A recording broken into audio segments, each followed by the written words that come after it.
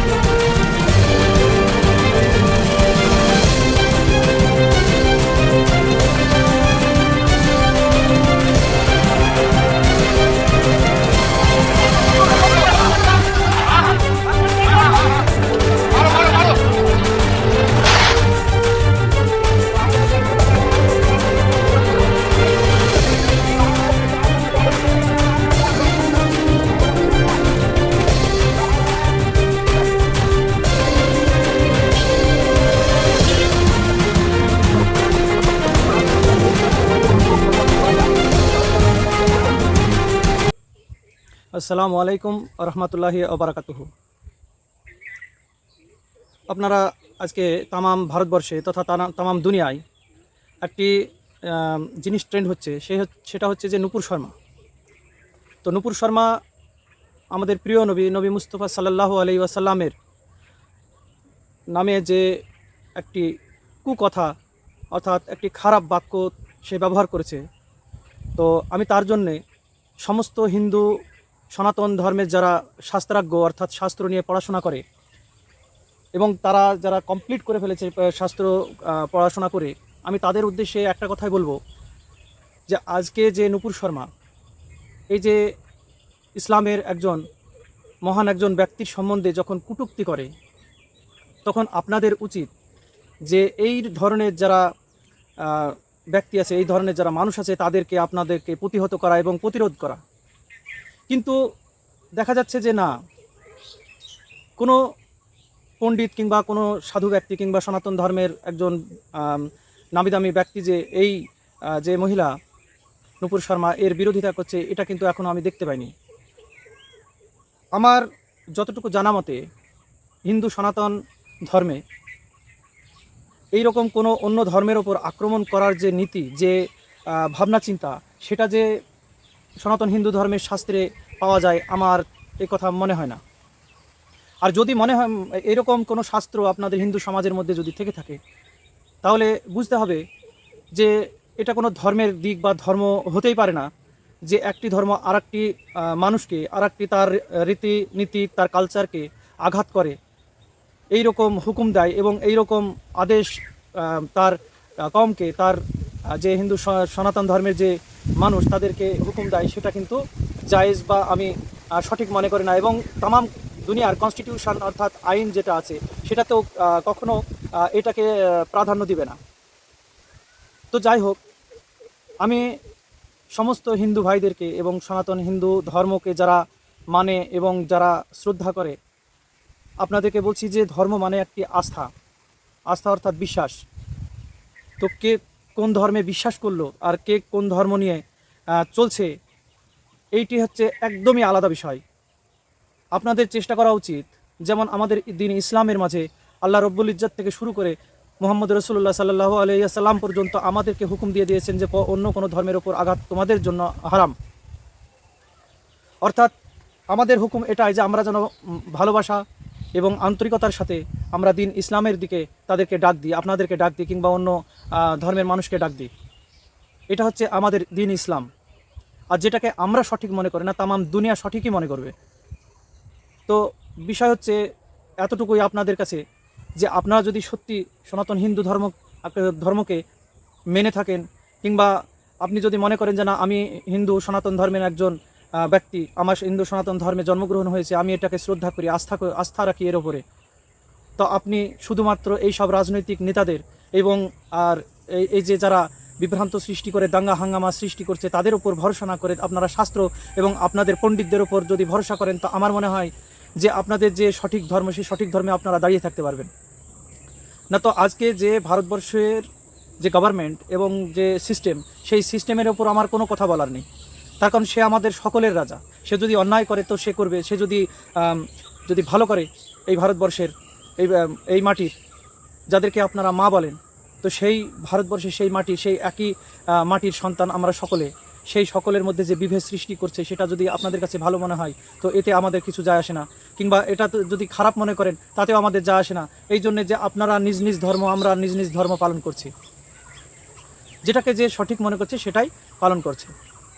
তো এটুকুই আপনাদের কাছে আমার অনুরোধ যে আপনারা সঠিক ধর্মের শাস্ত্রকে দেখুন, এবং এই যে আজ বিভ্রান্ত সৃষ্টি হয়েছে নূপুর শর্মা নয়, আরও আগামীতে হয়তো অন্য কেউ হতে পারে, কিংবা যারা পেছনে এইরকম কুরুচিপূর্ণ কথাবার্তা বলছে তাদেরকে প্রতিহত করতে যদি পারেন তো অবশ্যই ভালো কাজ, যাতে আমাদের ভাই ভাই আর দাঙ্গা হাঙ্গামা না হয়, এবং আগামীতে যাতে আপনারা এবং আমরা সকলে নিজ নিজ ধর্ম স্বাধীনভাবে পালন করতে পারি, সেই দিক এবং সেই চেষ্টা আপনাকে এবং আমাকে সবাইকে সেই চেষ্টা করতে হবে, যাতে আমাদের ধর্মটা রাজনীতি না হয়ে যায়।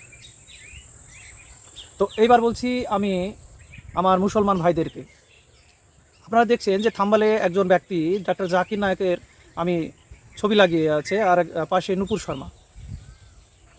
তো অনেকের মনে প্রশ্ন জাগতে পারে যে মিজানুর রহমান আজকে ওই যে নূপুর শর্মা যেমন বিভ্রান্ত করছে, তো হয়তো মুসলমান সমাজে এই ছেলেটা বিভ্রান্ত করছে। তো আজকে আপনাকে ক্লিয়ার এবং পরিষ্কারভাবে এটা প্রমাণ করে দেব যে আজকে যে দাঙ্গা হাঙ্গামা, আজকে যে নবী মুস্তফা সাল্লাল্লাহু আলাইহি ওয়াসাল্লামের ওপর যে আক্রমণ এবং তার আলের ওপর যে আক্রমণ, ইসলামের ওপর যে দাগ, সেই দাগগুলো কেন আসছে। তো এই যে ডাক্তার জাকির নায়ক আজকে যে নূপুর শর্মা যে কথাটি বলছে নবী মুস্তফা সাল্লাল্লাহু আলাইহি সাল্লামের সম্বন্ধে, যে 9 বছরের মা আয়েশা রাদিয়াল্লাহু তাআলা আনহাকে বিয়ে করে করেছে, আস্তাগফিরুল্লাহ, কোটি কোটি বার আস্তাগফিরুল্লাহ, আমি ওই সব কথাগুলো মুখেও আনতে চাইছি না। তো এই যে কথাগুলো, এই যে নূপুর শর্মা একজন হিন্দু ঘরের মেয়ে, এই কথাগুলো পেল কোথায়? এটাও তো একটা প্রশ্ন। আমার মুসলমান ভাইদেরকে এইগুলো প্রশ্ন আনতে বলছে আপনাদের মাথায়। এটা আমার নয়, এটা তামাম মুসলমান জাতির, মুসলমান মানুষ যারা ইসলাম দাবি করছে, যারা মুসলমান নিজেকে দাবি করছে, তো তাদেরকে ভাবা উচিত যে এই নূপুর শর্মা কথাটি পেল কোথায়। জানেন? আজ থেকে গত 10 বছর আগে এই ডাক্তার জাকির নায়ককে একজন মহিলা প্রশ্ন করেছিল যে হজরতে উম্মুল মুমিনিন মা আয়েশা রাদিয়াল্লাহু তাআলা আনহাকে যে আল্লাহ নবী সাল্লাল্লাহু আলাইহি সাল্লাম বিয়ে করেছিলেন, তো এটা কতটুকু দুরুস্ত, কতটুকু সঠিক বেঠিক।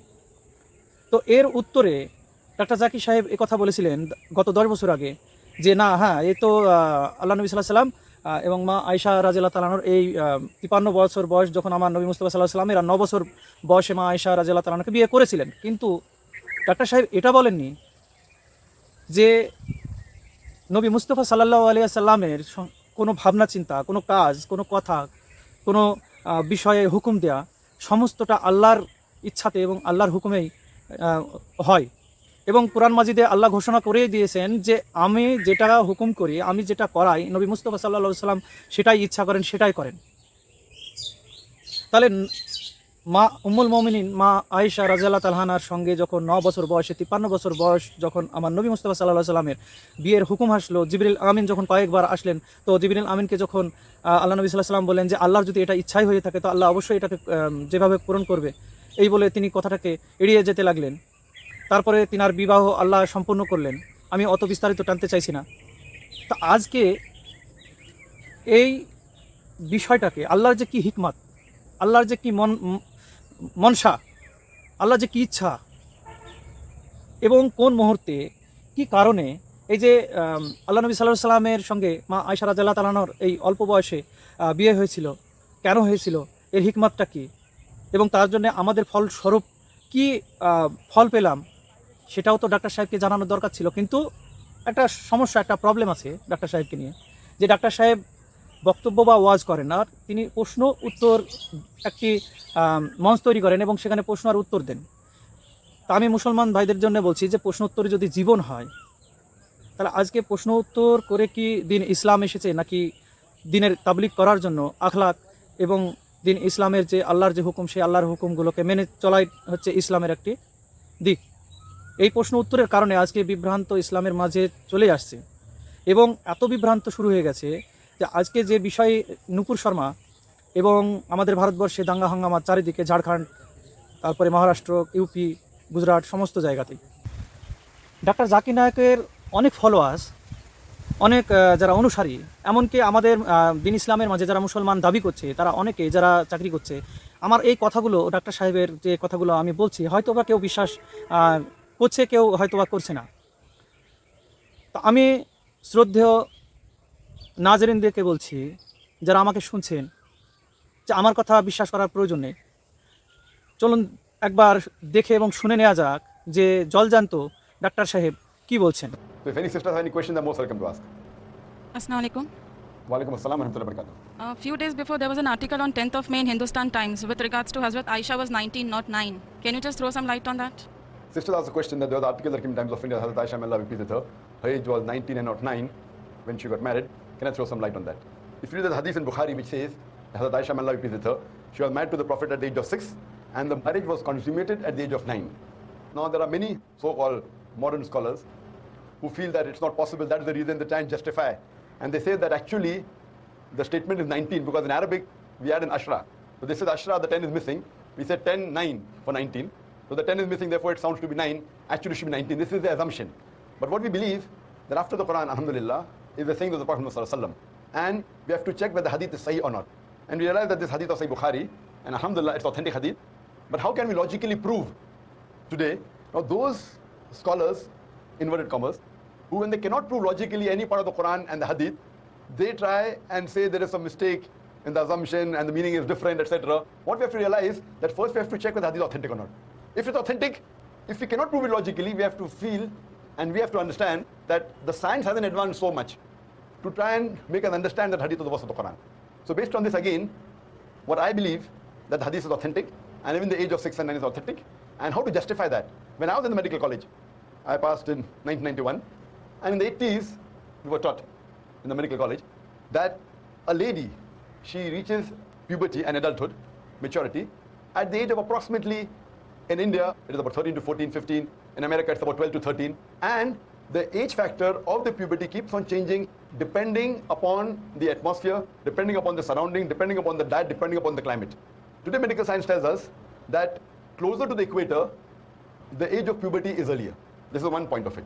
And today, after science advance, we have come to know that because of the change in the atmosphere and the surrounding and the diet itself, today in America, as well as in India, there are cases in which there are sisters, mashallah, girls, at the age of 10, they reach puberty. They start having menstrual cycle. And today medical science tells us that if any lady starts a menstrual cycle, at the age of 10, it is nothing unique. It's quite common. Though the age of menstruation today has become a bit less, approximately 12, 13, 14. But even if a girl starts menstruating at the age of 10, even 9, it's nothing to be alarmed of. If the age of menstruation is below the age of 9, then there is a concern.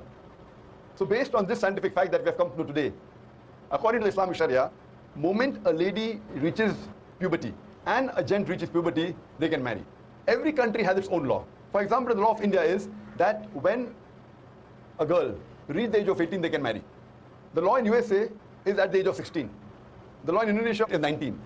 So for example, if a couple get married in America who are of the age of 16, so in America it's legal, but in India it's illegal. Now why has India chosen 18 and America chosen 16, we don't know. And there's a state in America called Texas, where coming down generations that it's common to marry early. So therefore in Texas state alone, even if the girl or the boy, they are of the age of 14, they can marry, it's legal. So there's a separate law for Texas because that's the society. So at the age of 14, if a girl or boy living in Texas marries, it's legal.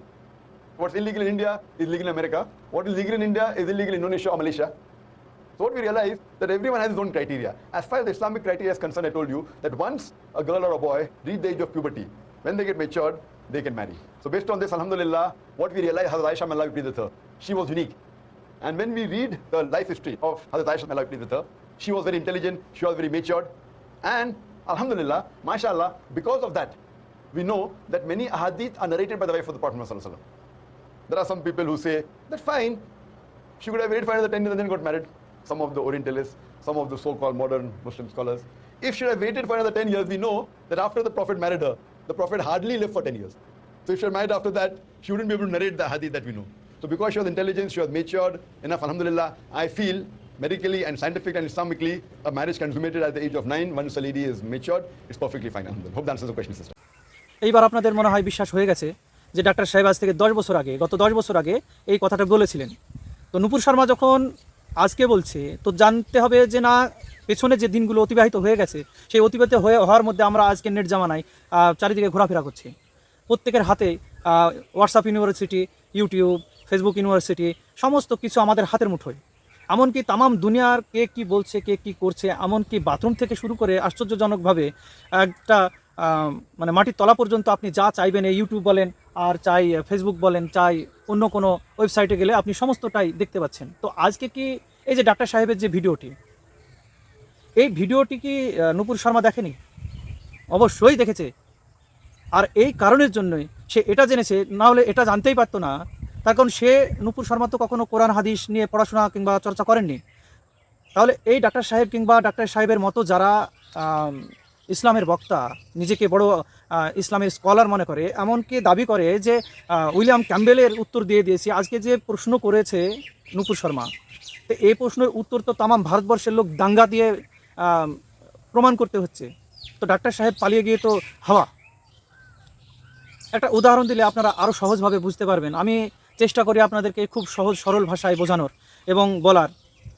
তো আপনারা যদি মন দিয়ে সমস্তটা আমার কথা শুনেন এবং বোঝার চেষ্টা করেন, তবে অবশ্যই বুঝতে পারবেন। তো উদাহরণটি, ফর এক্সাম্পল, উদাহরণটি হলো এরকম যে আজকে আমার পিতা সম্বন্ধে আমি দেখা যাচ্ছে বাজারে বসে কিংবা কোনো স্থানে বসে আছি, সেখানে হয়তো কিছু লোক বসে আছে, তার মধ্যে যদি আমি কথা বলি যে দেখুন, কথায় কথায় আর কি, দেখুন যে আমার পিতা একটা টাইমে চুরি করত। তো দেখা গেল যে ওই কিছু লোকের মধ্যে আমাকে কেউ পছন্দ করে, কেউ অপছন্দ করে। তো যারা অপছন্দ করে তারা কিছুদিন পর যখন চলে গেল, সময় অতিবাহিত হতে লাগলো, হঠাৎ করে একদিন দেখা যাচ্ছে যে আমাকে কোনো কারণবশত আঙুল তুলে বলে ফেললো যে তোমার পিতা চোর। তাহলে এইবার যে বলল সে দোষী, নাকি যাকে শোনানো হলো সে দোষী? আজকে ডাক্তার জাকির সাহেব গত 10 বছর আগে যে কথা শুনিয়েছে নবী মুস্তফা সাল্লাল্লাহু আলাইহি সাল্লামের জন্যে, এইবার সেই কথাটি আজকে নূপুর শর্মা শুনে, নূপুর শর্মা আঙ্গুল তুলেছে ইসলামের দিকে, নবী মুস্তফা সাল্লাল্লাহু আলাইহি সাল্লামের দিকে, উম্মুল মুমিনিন মা আয়েশা রাদিয়াল্লাহু তাআলা আনহার দিকে। তো এই দোষটি কি শুধু নূপুর শর্মার, নাকি ডাক্তার সাহেবের কিংবা ডাক্তার সাহেবের মতো আরও যারা ইসলামের বক্তা আছে তাদের? সকলের দোষ। এই কারণের জন্যে যারা আজকে প্রতিবাদ করছে, দাঙ্গা হাঙ্গামা করছে, ইসলামের জন্য জিহাদ ঘোষণা করছে। তো ভাই প্রশ্ন, ব্যাপারটা হচ্ছে এইরকম, জিহাদ তো নূপুর শর্মার জন্য তো অবশ্যই জায়েজ। অনেক বন্ধু আবার তো এরকম বলে যে আপনি এটা জায়েজ মনে করেন না জায়েজ মনে করেন। তো বিষয় হচ্ছে বিচার আর জায়েজ না জায়েজের বিষয়টি একটু ভাই আলাদা। তো নূপুর শর্মা সম্বন্ধে যে জিহাদ, মুসলমান যারা ইমানদার ব্যক্তি জিহাদ করছে আজকে জায়গায় জায়গায় তামাম দুনিয়ায়, তো এটা নূপুর শর্মার জন্য অবশ্যই জায়েজ, প্রতিরোধ করাটা হচ্ছে অবশ্যই জায়েজ। তাহলে শুধু কি নূপুর শর্মার প্রতিবাদ করে তো কিছু হবে না ভাইজান। আজকে যে বক্তার কারণে, যে বক্তব্যের কারণে, যে স্কলারদের কারণের জন্য নবী মুস্তফা সাল্লাল্লাহু আলাইহি সাল্লামের দিকে আঙ্গুল উঠছে, তাদের বিরুদ্ধে আপনি কবে জিহাদ ঘোষণা করছেন? আপনাকে বলছি, আপনি কবে জিহাদ ঘোষণা করছেন যে এদের জন্যে আজকে আমার দিন ইসলামে এইরকম অবস্থা? আচ্ছা ছেড়ে দিন, হয়তো এই যে ডাক্তার সাহেব সম্বন্ধে হয়তো কিছু কথা বললাম, নূপুর শর্মার এই যে কথাগুলো বললাম, হয়তো বিশ্বাস হতেও পারে, না হতে পারে। তো এটা তো আজকে বর্তমান হচ্ছে। সামনে আগামী দিনে এই নূপুর শর্মার মতো কি নবীন জিন্ডালের মতো কিছু অধার্মিক লোক, কিছু ইসলামিক লোক রেডি করে দিচ্ছে যে কি বলবে না বলবে। এই যারা স্কলার দাবি করছে আজকে ইসলামের, তাদেরকে পথ প্রশস্ত করে দিচ্ছে, পরিষ্কার করে দিচ্ছে যে চলো আঙ্গুল তুলো আমার ইসলামের ওপর, আঙ্গুল তুলো নবীর ওপর, আঙ্গুল তুলো নবীর আলের ওপর। কিভাবে?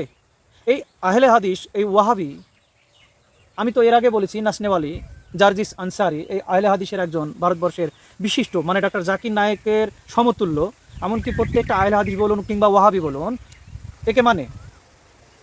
তো আপনাদের সামনে এই যে জার্জিস আনসারি কি বলছে একটু মন দিয়ে শুনুন তো। আর আগামী দিনে যে এই কথার পরিপ্রেক্ষিতে যে কোনো অমুসলিম ব্যক্তি আঙ্গুল তুলবে না এর গ্যারান্টি আপনাকে নিতে হবে। চলুন শুনি আর দেখি। अल्लाह के रसूल सल्लल्लाहु अलैहि वसल्लम ने फिर ये सोचा कि जब जिब्राईल नहीं आ रहे हैं और अल्लाह ही मुझसे नाराज़ हो गया तो फिर मुझे इस दुनिया में जीने का हक़ नहीं है, मैं क्यों ज़िंदा हूँ। बुखारी शरीफ की हदीस के अल्फाज हैं कि अल्लाह के नबी सल्लल्लाहु अलैहि वसल्लम खुदकुशी के इरादे से, ज़रा सुनिएगा, चूँकि अभी आप नबी नहीं थे, नबी अब बने हैं, अभी अल्लाह ताला ने पूरा इल्म नबी अकरम सल्लल्लाहु अलैहि वसल्लम पर नाजिल नहीं किया, इसलिए नबी का ये सोचना कि अल्लाह शायद मुझसे नाराज़ है, जब नाराज़ है तो मुझे दुनिया में रहने का क्या है। अल्लाह के नबी सल्लल्लाहु अलैहि वसल्लम एक ऊंचे पहाड़ के ऊपर चढ़ गए, बहुत ऊंचे पहाड़ के ऊपर चढ़ गए और वहाँ से अपने आप को गिराने के लिए तैयार हो गए कि मैं यहाँ से गिरकर अपनी जान दे दूँ। तो क्या देखते हैं, आपकी नज़र आसमान के ऊपर गई। अल्लाह के नबी सल्लल्लाहु अलैहि वसल्लम फरमाते हैं कि जब मैंने आसमान की तरफ देखा उस पहाड़ के ऊपर चढ़कर, तो मुझे एक बहुत बड़ी कुर्सी के ऊपर वही फरिश्ता बैठा हुआ मिला जो फरिश्ता गारे हिरा में मेरे पास आया था चंद आयतें लेकर। उस फरिश्ते ने मुझे देखकर कहा, आए मोहम्मद अपने आप को हलाक मत करो, आए मोहम्मद अपने आप को बर्बाद मत करो, आए मोहम्मद इस पहाड़ की ऊंचाई से गिरकर अपने आप को खत्म मत करो। इन्नका रसूलुल्लाह, आपको अल्लाह ने अपना रसूल बना लिया है, आपको अल्लाह ने अपना पैगंबर बना लिया है, आप खुदकुशी का इरादा छोड़ दीजिए। अल्लाह के नबी सल्लल्लाहु अलैहि वसल्लम फरमाते हैं, जब मैंने उस फरिश्ते की ज़बान से ये जुमले सुने तो फिर मैंने खुदकुशी का इरादा तर्क कर दिया, छोड़ दिया, और मैं पहाड़ की बुलंदी से नीचे उतर आया और उसके बाद मैं अपने घर आ गया। फिर मेरे ऊपर जो आयत नाजिल हुई वो ये आयत नाजिल होती है, वद्दुहा वल्लैलि इज़ा सजा मा वद्दअका रब्बुका वमा क़ला। कसम है चाश के वक्त की, कसम है सूरज की रोशनी की जब वो थोड़ी सी ऊपर हो जाए, वल्लैलि इज़ा सजा, और कसम है उस रात के अंधेरे की जो पूरी की पूरी छा जाए, रात के खटाटोप अंधेरे की। माँ वद्दअका रब्बुका वमा क़ला, आए मोहम्मद सल्लल्लाहु अलैहि वसल्लम आपके रब ने आपको छोड़ा नहीं है और ना ही वो आपसे नाराज हुआ है। आप ये मत सोचिए कि आपका रब आपसे नाराज, चूंकि आप डर गए थे, आपके अंदर खौफ पैदा हो गया था, गारे हिरा छोड़कर आप अपने घर चले गए थे, अपनी बीवी खदीजा से कह रहे थे ज़म्मिलूनी ज़म्मिलूनी, इसलिए चंद दिनों के लिए वही का सिलसिला मुनक़ता कर दिया ताकि आपके दिल का डर खत्म हो जाए, इसलिए वही रोक दी गई। आपका रब आपसे नाराज नहीं है और ना ही आपके रब ने आपको छोड़ा है। आगे वाला जुमला सुनिए, वही मेरे मौजू से टच है, वलल आखिरतु खैरुल लका मिनल ऊला। आए मोहम्मद सल्लल्लाहु अलैहि वसल्लम आप बस दुनियावी जिंदगी को तरजीह मत दीजिए, आखिरत की जिंदगी के बारे में सोचिए। आखिरत की जिंदगी दुनिया की जिंदगी से बेहतर है, आखिरत की जिंदगी दुनिया की जिंदगी से बेहतर है। इतनी कसम खाने के बाद फिर अल्लाह ताला ने अपने नबी से क्या कहा, ये दुनिया की जिंदगी तो। আপনারা দেখলেন এবং শুনলেন, এইবার আপনারা বলুন, আজকে তো উঠছে নবী মুস্তাফা সাল্লাল্লাহু আলাইহি সাল্লামের বিয়ে নিয়ে, কিন্তু এই যে জার্জিস আনসারি এই যে আহলে হাদিসের একজন ব্যক্তি, তার দাবি হলো যে নবী মুস্তাফা সাল্লাল্লাহু আলাইহি সাল্লাম আত্মহত্যা করতে গিয়েছিলেন তুর পাহাড়ে। তো প্রথম প্রশ্ন হচ্ছে এই খবিরদের কাছে এবং আপনাদের কাছে, আজকে যে এই ব্যক্তিগুলো এই যে নতুন একটা টপিক নিয়ে ভারতবর্ষের বুকে তামাম ওয়ার্ল্ডের মধ্যে এই যে আজ কয়েক সপ্তাহ হলো শুরু করেছে, ট্রেন্ড শুরু করেছে আহলে হাদিস থেকে, যে নবী মুস্তাফা সাল্লাল্লাহু আলাইহি সাল্লাম নাকি আত্মহত্যা করতে গিয়েছিলেন। তো আমার প্রশ্ন হচ্ছে, না এ হাদিস দিল, না কোরআনের আয়াত কোনো দিল, না কোনো ইমামের কল দিয়েছে, কিন্তু তার বক্তব্যে তার জালসায় পরিষ্কারভাবে এ কথা প্রচার করতে শুরু করেছে যে নবী মুস্তাফা সাল্লাল্লাহু আলাইহি সাল্লাম একটা টাইম ছিল, সেই টাইমে আত্মহত্যা করতে গিয়েছিলেন, এমনকি জিবরাইল আমিন তিনাকে বাধা দিয়েছেন। তো এইবার আপনাদের জন্য একটি ধাঁধা, এই যে কথাটি আহলে হাদিস জার্জিস আনসারি নাসনেওয়ালি যে বলছে, আগামীতে অমুসলিম যে ভাইরা আছে অবশ্যই আপনাদেরকে প্রশ্ন করবেন, আপনারা দাঙ্গা হাঙ্গামা করবেন, জিহাদ করবেন।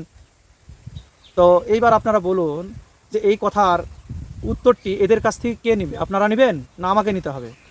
আমি আপনাদেরকে আগামী জানিয়ে দিলাম এই জন্যে যে কালকে যখন কোনো অমুসলিম এই বিষয়ে আঙ্গুল তুলবে আর আপনি জিহাদের নামে তার পেছন লাগবেন, গাড়ি ঘোড়া পোড়ানোর পরিস্থিতি তৈরি করবেন, ঘরবাড়ি ভাঙার পরিস্থিতি তৈরি করবেন জিহাদের নামে, দাঙ্গা হাঙ্গামা হবে। তার আগে কি আপনার উচিত নয় যে এই যে খবিশগুলো, এই যে কথাগুলো বলছে, এই কথাগুলোর জন্য জিহাদ করা এবং এদেরকে প্রতিহত করা? আল্লাহ নবী সাল্লাল্লাহু আলাইহি সাল্লাম পরিষ্কারভাবে বুখারী শরীফে বয়ান করে দিয়েছেন যে যখন ইসলামের মধ্যে ফিতনা হবে তখন তোমরা হাত দিয়ে বাধা দাও, যদি না পারো মুখ দিয়ে বাধা দাও, যদি না পারো মনে মনে ঘৃণা করো, তো কোথায় আপনাদের ঈমান আমার তো জানা নেই। কিন্তু এই ভিডিও দেখার পর অনেকজন অনেক প্রশ্ন করবেন, অনেকজন অনেক ভাবনা চিন্তা করে পাণ্ডিত্য ফলাবেন, আর কিছু প্রশ্ন করতে পারলেই তারা মনে করে যে না, সে হয়তো পণ্ডিত হয়ে গেছে। তো আজকে অমুসলিমদের জন্য রাস্তা কে পরিষ্কার করছে এবং কার জন্যে আজকে আমাদের দিন ইসলামের উপরে আঙ্গুল উঠছে, আমি পরিষ্কারভাবে দেখিয়ে দিলাম। এরপরে যদি আপনারা না বুঝতে পারেন এবং যদি ইসলামকে না ভালোবাসেন, তো আমার তাতে কোনো যায় আসে না। শুধুমাত্র এই যে নুপুর শর্মা, এরা হিন্দুত্ব নামে যেমন দাঙ্গা হাঙ্গামা ছড়াচ্ছে, কথা ছড়িয়ে বেড়াচ্ছে, অন্য ধর্মের ওপর আঘাত করছে, ঠিক আমাদের ইসলামের মাঝেও এই একই সিস্টেম হয়ে আছে। আপনাদের এখনও চোখ খোলা বাকি আছে। অনেকে তো এইরকম আমাকে বলে যে আপনার আগে চোখ খুলুন। তা আমার চোখ খোলার আগে দেখুন চারিদিকে তাকিয়ে যে অ্যাকচুয়াল হচ্ছেটা কি। সে যেমন একজন নেতা হয়ে ইসলামের উপর আঘাত করছে, তা আমাদের মধ্যে কিছু মুসলমান নামে দাবি করে দিন ইসলামকে ধ্বংস করছে। আপনাদেরকে সকলকে বলছি যে আপনারা তাহাকিক করুন, যাচাই করুন। আল্লাহ সকলকে তাহাকিক করার, যাচাই করার তৌফিক দান করুক। এই বলে আমার তো বেশি কিছু বলার নেই। যেটুকু সত্য, যেটুকু হক আপনাদের কাছে পৌঁছানো দরকার ছিল সেটুকু আমি পৌঁছে দিলাম। এরপরে আগে আপনাদের মর্জি, আগে আপনাদের ইচ্ছা। এবার আপনারা কি করবেন সেটা দিন ইসলামে পরিষ্কারভাবে বলা হয়েছে এবং আল্লাহ রাব্বুল ইজ্জত কোরআন মাজিদে ঘোষণা করে দিয়েছে যে সমস্ত কিছুর বিচার আখিরাতে হয়ে যাবে। আজকে যদি অসতের সাথ দেন তো কাল কিয়ামতে ধরা খাবেন, আর যদি সতের হকের ওপর থাকেন অবশ্যই আপনি নাজাত পাবেন, আল্লাহর তরফ থেকে মাপ পাবেন। তো এই বলে আজকে ভিডিওটি শেষ করছি। তার আগে একটি কথা বলে নিই যে যারা বিভ্রান্ত সৃষ্টি করছে আমার কমেন্টস বক্সে নানা ধরনের প্রশ্ন করে, চাই আমার হিন্দু ভাই হোক কিংবা মুসলমান ভাই হোক, আমি সকলকে বলছি যে ভিডিওগুলি আমি আপনাদের সামনে উপস্থাপন করছি সেগুলোকে বোঝার চেষ্টা করুন। একটি বিষয়ের উপর প্রশ্ন করতে চাইলে হাজারো প্রশ্ন চলে আসে গায়ের জোরে, কিন্তু আসল বিষয়টি ধ্বংস ও বরবাদ হয়ে যায়। তো সকলকে আল্লাহ সঠিক বুঝ দান করুক। এই বলে আজকের ভিডিওটি শেষ করছি। আসসালামু আলাইকুম আ রহমতুল্লাহি ওয়া বারাকাতুহু।